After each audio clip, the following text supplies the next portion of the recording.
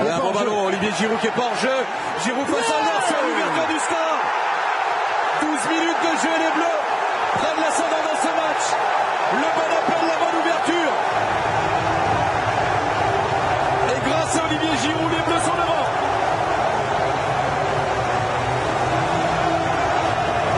Magnifique, on va revoir au ralenti certainement la belle passe de Blaise Matuidi.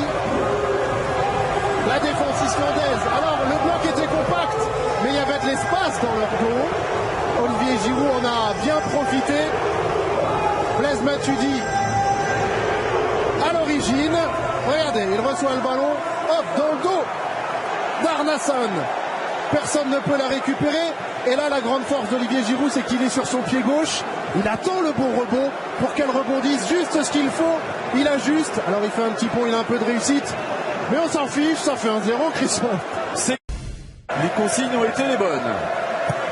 Griezmann pour le corner. Oui 2-0. Oh, que c'est monté haut dans le ciel de Paris. Paul Pogba. Boum, et 2-0. Ah, ça, c'est un but qui me plaît, Christophe.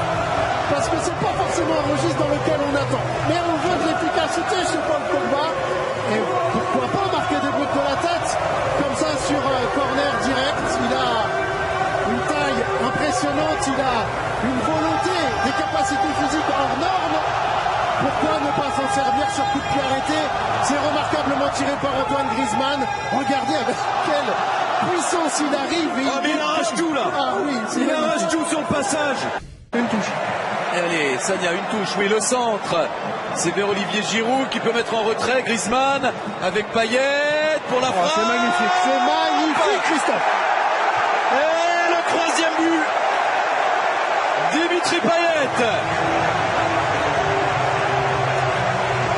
Et encore au terme d'une très très belle phase collective. Et 1, et 2, et 3-0. Avant la fin de cette première période. Les Islandais semblent touchés, on le voit à l'image de leurs supporters, à l'image de leur capitaine Gunnarsson.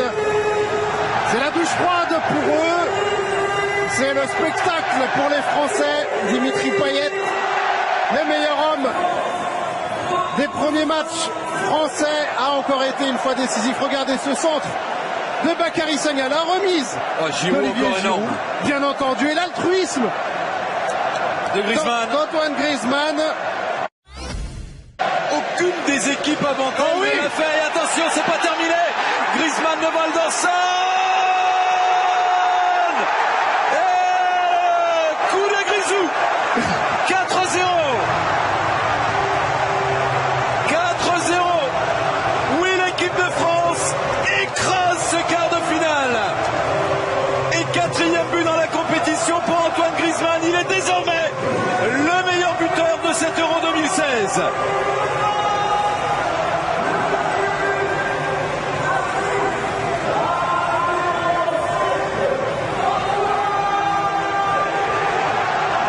Griezmann, il fait un bon début de match. Il avait été altruiste sur l'action précédente. Et là, on va voir la célébration avec Dimitri Payet. La complicité entre les deux joueurs, elle est belle, elle est importante. Paul Pogba, la déviation d'Olivier Giroud, elle est quand même heureuse. Il faut bien le remarquer. Elle n'est pas complètement réussie. Mais Antoine Griezmann a cette faculté à prendre les espaces, à sentir les coups. Et ensuite, on croit que c'est facile. C'est 1 contre 1 avec le gardien. Mais à la façon d'un Léo Messi, il pique son ballon, le gardien islandais ne peut rien. Seversson avec Gunnarsson. Bon centre. Ah, superbe. Superbe ce centre au premier poteau.